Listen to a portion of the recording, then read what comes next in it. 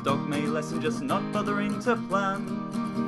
That's a question for TEFLologists. When I read this book, is it better to skim or scan? That's a question for TEFLologists. Can you be a good teacher if you have a CELTA? Or should you invest in an MA or a Delta? From politics to methodology, we'll discuss them all on TEFLology. Hello, I'm Matthew. I'm Rob. And I'm Matt. And welcome back to TEFLology, a podcast about teaching English as a foreign language and related matters, presented by three self-certified TEFLologists. TEFL Pioneers. Today's TEFL Pioneer is James Joseph Dresnok. Okay. Have you heard of James Joseph Dresnok? Yeah, I have. He's the guy who... Well, don't spoil things. JJ. Why'd you ask that? JJ Dresnok, yeah. Yeah, he's... Okay. So he was, or he is, in fact, he's still alive, just barely.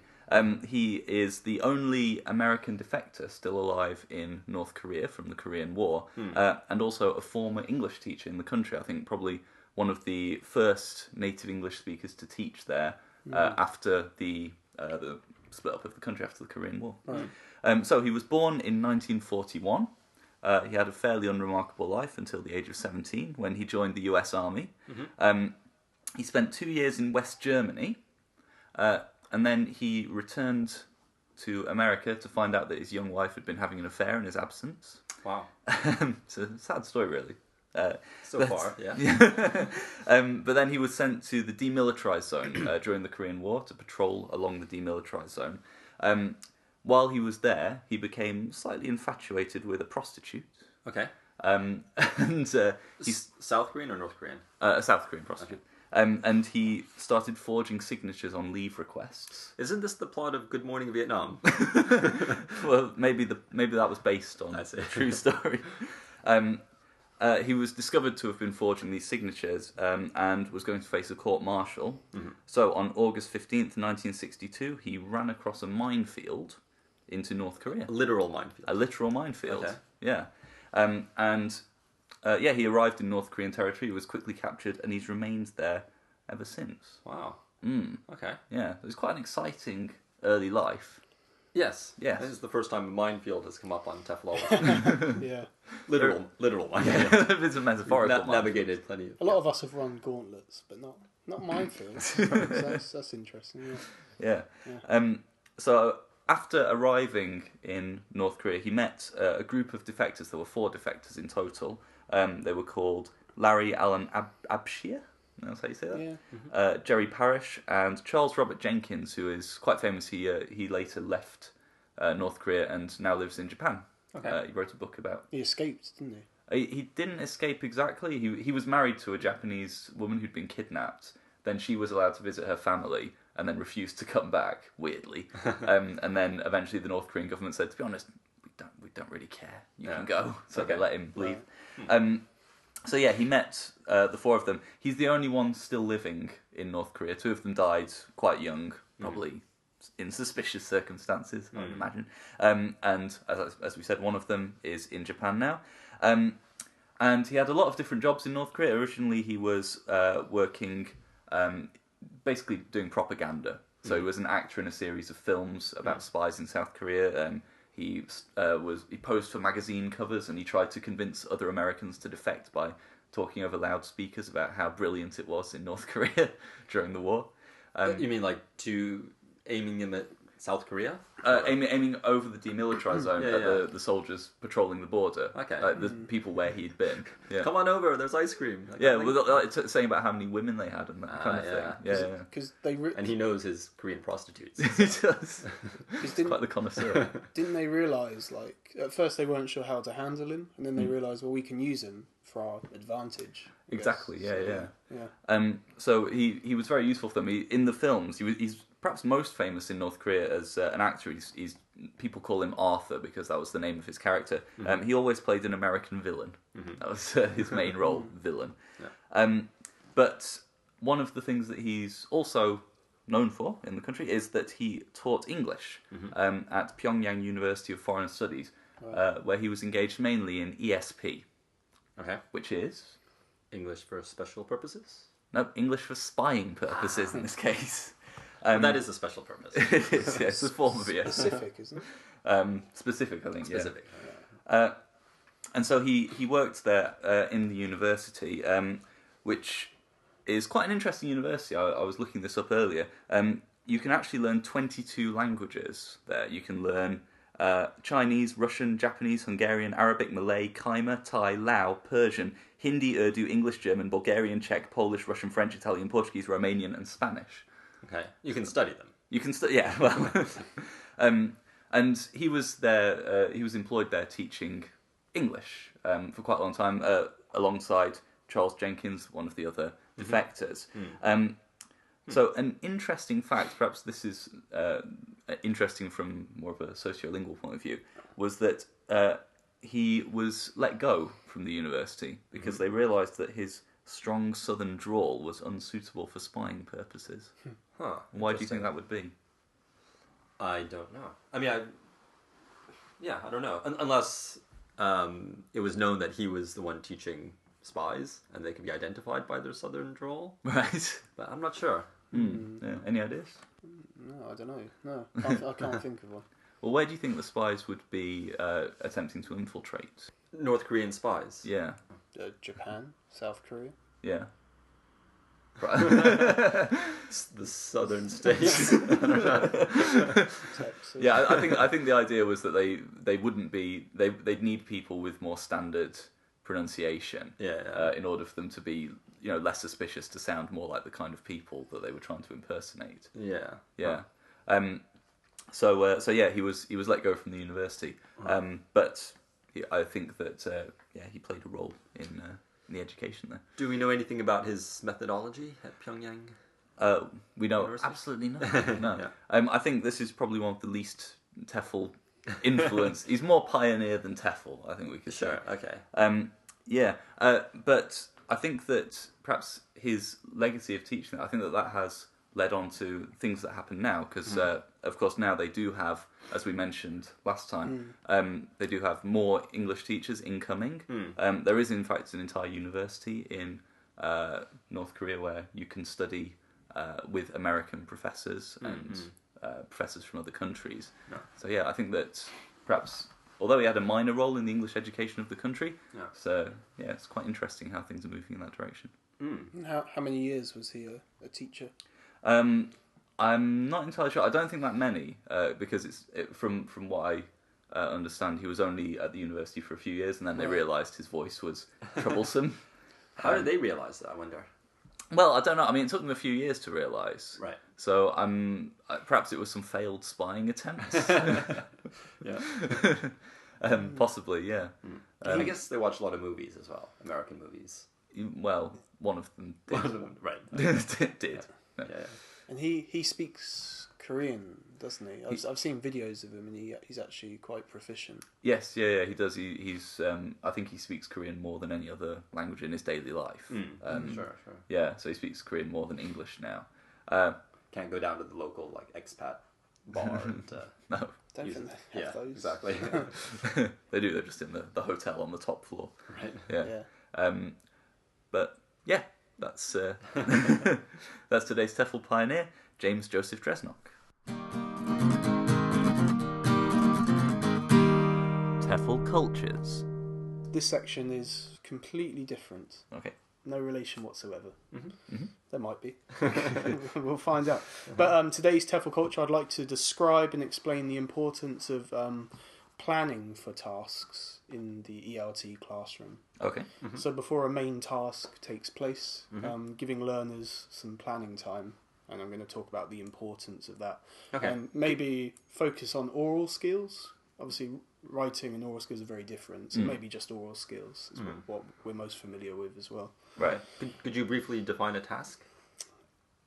Yeah, well, there's lots of different types of tasks, but I guess something that's a lot of people talk about a task in the real world, something that goes, like, for example, a telephone conversation, making a complaint at a shop, something that has a real world application. Right. Okay. But not always. Not always. A task in itself, a classroom task, could be having a discussion, Yeah. or getting information, like an opinion gap task. That's also a task.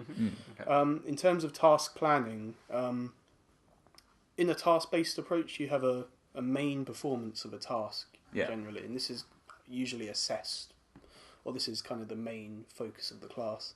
Kind of in a PPP approach, this would be the last P of the 3 Ps, basically.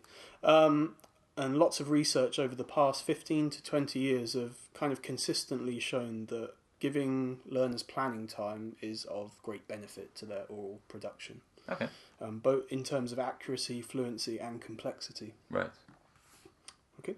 So broadly speaking, task planning helps learners to first conceptualize the message that they want to produce, formalize the message, and then finally articulate it. Right. Okay. So have you ever experienced task planning? As a teacher or as a student? Maybe as both. Maybe Rob as a student.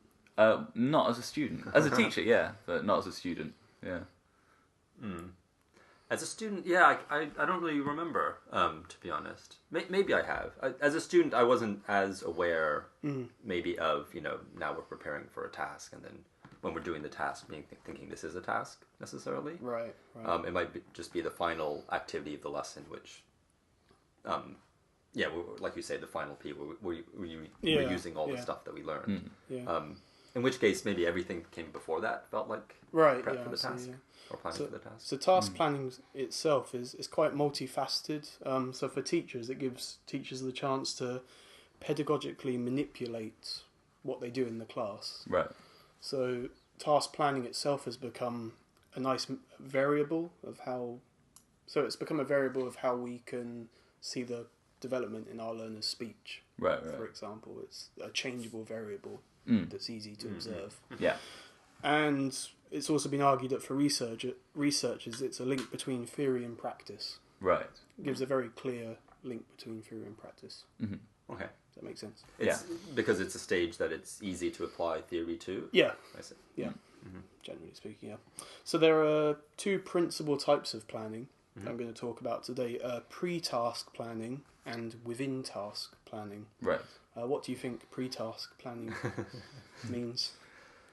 Planning before you do the task? Yeah? Yeah, that sounds alright to me. How about within task? So I guess that would be, if the task is one continuous thing, you consider the planning to be part of the task, and then the task is just the performance of whatever the planning was, but there'd be no interruption between the two. Yeah, that's right, yeah. So pre-task planning takes two forms. It can take rehearsal and strategic planning. Right. Obviously in rehearsal, the learners have the chance to perform the same task more than once. Right. So they have a chance to repeat it, essentially. They have a chance to repeat it maybe in a smaller version, kind of a truncated version of the task. And strategic planning involves things like maybe ranking exercises, brainstorming, maybe sequencing, putting things in order, or maybe narrating something. Right. And these are generally assumed to be kind of strategic planning. Right. These often can be individual, so it can involve the students thinking on their own. Yeah. Or it can involve, I guess, within task is the students actually performing some kind of task in itself. Right. For the sake of planning. Okay. So, for example, like an opinion gap filling task or a decision making task, if the students are actively communicating, this could be a within gap task, if that makes sense. Right. Yeah, that's what you mean. So the task, although it's not the main task, it is a task in itself. Right. The task of planning. So planning can be for a task, and it can also be a task. Yeah. And it can also be within a task. That's right, yeah. Okay. That's what I'm trying to say. Within tasks can also be pressured or unpressured too. So, for example, if there's some pressured conditions, maybe time, for example, the students are more likely to manifest non-standard forms of English because they're being put under pressure. Right. If they're unpressured, then this gives them more of a chance to focus on accuracy, right, and things that they want to say in the main task. So it's kind of like the trade-off hypothesis. You know, as Yeah, your it links fluency to that. increases, your accuracy decreases, and vice versa. Yeah, Yeah. basically. By pressure, do you mean in terms of time pressure? Or? That is one way, I guess. You could also limit them to maybe talking with one person, and maybe later on it will be a group discussion, for example. So that's another kind of pressure as well. Right. And also simply by the teacher telling them, you need to do this, you need to do that. That's giving them some kind of pressure too. Right. It could be argued. Yeah. In that case, though, it seems like the accuracy would go up. Possibly. Yeah. Yeah. In the, you said there are some different types of task planning that can be done. Do any of these involve the use of the first language, or can they involve the use of the first language, or should they involve the first? So I guess that would be part of strategic planning. Right. So Ellis talks about 4 conditions. And perhaps using the L1 would fit into one of these conditions. Right. So these are conditions for task planning in the classroom. So number 1, learners have no opportunity for either pre-task planning or unpressured within task planning. Right. Basically, you don't give them any chance to plan. You say, go into this task, do this task now. Yeah. Whatever that task might be, do it. Yeah. Go. I find that tends to result in the students just going like that, and panicking. I think if you throw students into a task, so maybe not giving any planning time, maybe this is a true measure of automatization. So you can kind of see what they've learned previously, what they can currently do. Yeah. And maybe this is a good way for teachers to kind of react or preempt the mistakes that the learners are going to make. Like almost like a test-teach test. Basically, Like yeah. You just throw them into it, see what they can do, and then try and fix any issues afterwards. Pretty much. Number 2, learners are given the opportunity to pre-plan their performance either by means of task rehearsal or strategic planning, Right. but they're not allowed to plan their utterances carefully online. Now, do you know what online means? On the internet. Not on the internet. No. Like as it's happening. I think but also I think more interactively. Right. So I think what this refers to is the students can maybe make notes, Right. plan the content, but they're not allowed to actually perform the task in itself. Right. This idea Being of online. task rehearsal and strategic planning. It seems like what sometimes happens is that you might start with the strategic planning, and then move into a rehearsal. Yeah, right. Yeah, yeah. So I think the rehearsal in that case would be online. So, for example, you could give the students 5 minutes to make notes, circle, rank, think about their ideas, and then go straight into the task. So that would be denying them of any online planning, essentially. Right. Basically. Right. So a step in the middle could be a rehearsal. Yeah. Right. Yeah, I guess. And finally, number 3. Learners are required to start performing the task straight away, but are given as much time as they wish to take. To actually do the task. So you give them the task, and within the task, they work out what they should be saying, how they should do it, basically. Right. And it's been argued that this the burden is eased, the processing burden is eased. Yeah. And then the final condition Ellis talks about is learners have the opportunity for both pre-task planning and unpressured within task planning. So this creates conditions that help learners maximise their full competence range. Right. So you just give them loads of planning time, all sorts, basically. Yeah. And then during the task itself, unpressured. Yeah. Right. Yeah. That's what I mean. Yeah. There's been a lot of different studies into the different effects on accuracy, fluency, and complexity. Perhaps just for time, I'll just talk about one. Okay. So Bygate, you aware of Bygate? He's a professor, I think an emeritus professor at Lancaster University in the UK. Yeah. He compared one learner's retelling of a Tom and Jerry cartoon on 2 separate occasions, 3 days apart, and he found that the rehearsal enhanced complexity. Right. So, for example, cohesive devices, so like then, so, later, that kind of thing, and a wider range of vocabulary. So, Bygate suggests that rehearsal may afford learners extra processing space. Right. Essentially, yeah. So it reduces the processing load, the cognitive load. Yeah. Because they've had the chance to They've had the prepare all chance that to stuff say in it advance. once, and then they can say it again, and you can actually see gains in their complexity. Right. So this is just one example. Obviously, there's been numerous studies into accuracy and fluency. Yeah. It's, I mean, that idea of rehearsal seems similar to like Nation's idea of fluency, of repeating it with pressure, with time pressure perhaps. Yeah. But that each time it's repeated, the fluency. So the idea is the fluency goes up. So perhaps Nation's, Rob, what's Nation's activity we're talking about? We're talking about 4-3-2.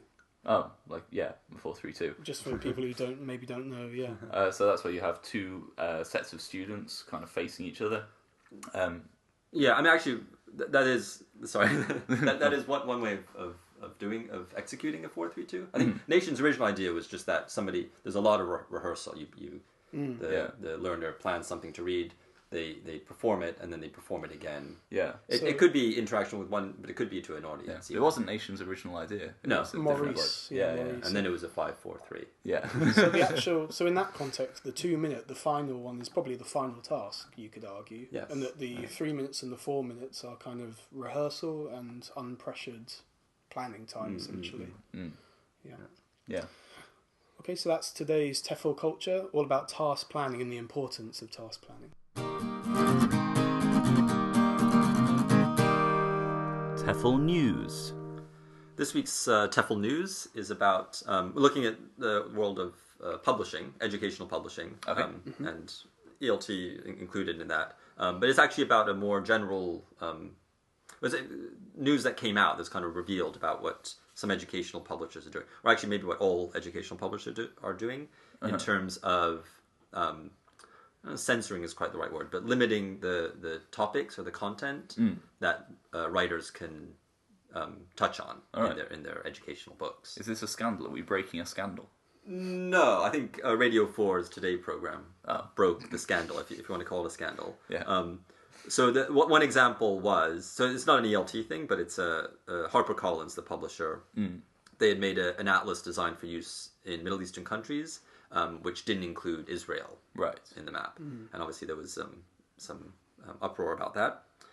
There's also some books, I think, for example, so Oxford University Press prohibits the mention of pigs, including sausages, or anything else which could be perceived as pork. I think just for cultures where the eating of pork is not allowed on religious grounds. I see. There was also something in Japan recently, wasn't there? Do you remember that? Well, I don't know what you're talking about. So there was an American textbook in the States that mentioned comfort women during the war, and the Japanese government wrote to the publisher and said, might want to change that. Right, yeah. And I think the publisher said, no. Okay, that's so it's kind of the same thing. Well, I mean, in a way that's the other thing. The what's kind of emerged recently is this maybe what people are describing as too much political correctness. Apparently, according to a lot of educational authors, publishers have a range of taboo subjects. Often encapsulated in an acronym, PARSNIP. PARSNIP is politics, alcohol, religion, sex, narcotics, isms, and pork. Right. And yeah, so I think they're often, educational writers are often told to avoid these kind of topics. Nicola Prentice, I don't know if you've heard Nicola Prentice. Yes, yeah. She's written a few course books. She writes a lot of graded readers now. And she was talking about how, especially in an ELT setting, but things like gay relationships can't be used. Dogs, apparently, are no-no. Yeah. Why is that? Apparently it might offend Koreans or Muslims. Ah. Yeah. Yeah, well, in some countries, dogs aren't regarded as pets, are they? They're not a domesticated... Yeah. But even then, you wouldn't think it'd necessarily offend people. Yeah, it's odd. She said cats are okay, apparently. Right. Horoscopes and gambling are also off limits. Right. Okay. So apparently same-sex cohabitation is okay. You can kind of touch on that, the fact that that's happening. Yeah. But obviously you can't mention anything beyond that. Right. Just the fact that maybe two men are living together. Is there a difference here between EFL settings and ESL settings? Because you'd think people in ESL settings, they kind of would need to learn about some of this stuff. I mean, perhaps it's not the job of English teachers necessarily to introduce it, but you would think that people who are going to live in the UK, for example, would need to learn about that kind of thing because that's the kind of thing they're going to encounter. This seems to kind of, maybe, I'm not sure, but this seems to fly in the face of the idea of intercultural competence. Because if you're taking away these, I'm not saying the English classroom is the only place that they come to learn about the world or that kind of thing, but it seems like they're taking that away from them essentially by saying, well, we're not going to talk about this, and this is very important, we're not going to talk about it. It flies in the face. Maybe I think maybe like the ESL EFL difference is important. Maybe a lot of EFL people they're not learning English to use in Western countries, right. But obviously ESL maybe are. But I mean, I think even in an EFL setting, I mean, I don't really know my own personal opinion about this yet exactly, but there is this idea of what topics are okay to talk about. Right. Prentice, she talks about her feeling is that ELT is kind of renowned for, especially materials, is kind of have a reputation for being quite bland in general. Because they have to take so much out. So she says, just very typical things like environment or school or friends. Even like eating in a restaurant, she said, you can't have a bottle of wine on the table. So you really have to limit yourselves in a lot of ways. I don't know. What do you think? Do you think it's a good thing that these topics are taken out? I don't think it's a good thing. I mean, like, I understand why it's being done, but I don't think it's a good thing. I mean, I assume, like, what happens if you learn a foreign language in another country? Do they take out subjects that might be offensive to people from England, for example? I think they probably don't bother. It just leads to a general lack of like we were talking about previously, a lack of authenticity. Like, if these materials are withholding things, I think everyone kind of guesses, well, this is kind of a why is this? The learners know, the teachers know. That's a good point. I wonder how much of it is publishers thinking that people in these countries might be offended rather than actually knowing that they'll be offended. And I mean, to what extent do you think that publishers have a duty to stand up for kind of for certain issues, for example, like gay rights or or gender equality or whatever? I don't know. I wouldn't be very comfortable with that. I mean, have you ever touched on these kinds of topics in your classes? In classes with adults, yes. And mixed nationality classes. Obviously, there are obviously students who are a bit uncomfortable talking about these things. But I've never had a student, storm out of the room or anything. No, I mean, I've mainly only taught in Japan. I had one example of talking about gay relationships in the classroom, and the students initially were just kind of saying, no, you mean girlfriend, and I was like, no, I don't. But when they realised, they just kind of went, oh yeah, all right, and they didn't seem that bothered. Yeah. I think they understand that they're learning another language and then another culture along with that. And so maybe are more accepting of these things than the publishers think they might be. When I first arrived in Japan, I taught only for about a month at a very big like conversation school, one-to-one conversation school. And I was surprised. They have a course book that they use, and it has characters and stories. And there's a very, what to me seemed clear, very, very clear gay character. But it wasn't explicit. Right. But it was everything short of being explicit. Which I thought was interesting. My feeling was that the author wanted to include these issues, but wasn't allowed to be too open about them. Right. Yeah. So I guess maybe this connects with the ideas of just being a bit more unplugged in your teaching. That whole dogma question. Right. So just not using the course book at all. Possibly not. Or kind of. But I think you still then catering to the learner more, right. Actually. But then you still if something's relevant to talk about it, don't be restricted by what textbooks say we can and can't do. Basically.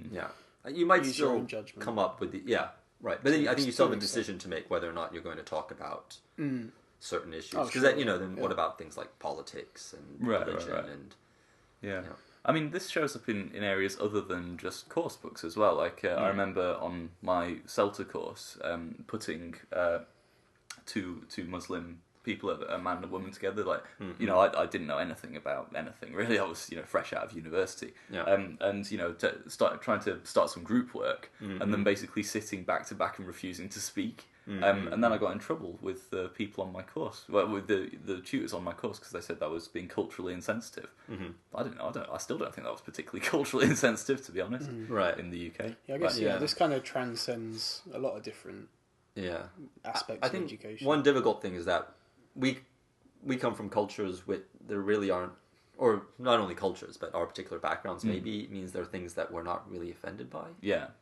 So I think it's kind of hard for us to put ourselves in that position. Sure. Where there are things that, I mean, we are obviously we would be offended by certain things, but there are things that no culture does Right.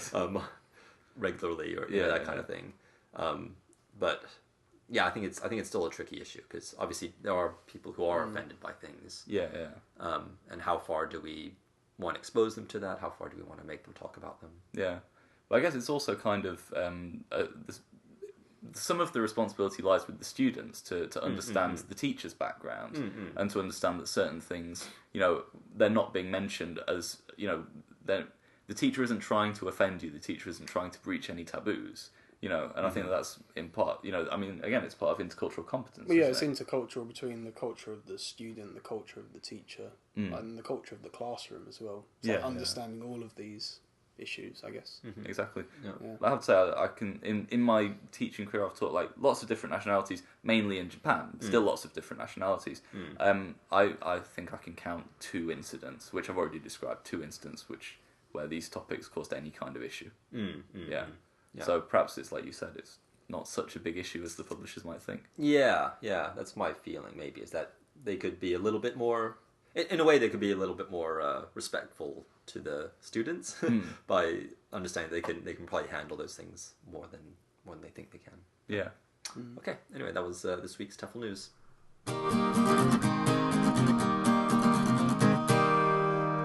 Thank you very much for listening to this episode.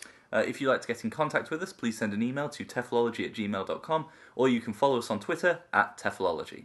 So it's goodbye from me. Goodbye from me. Goodbye.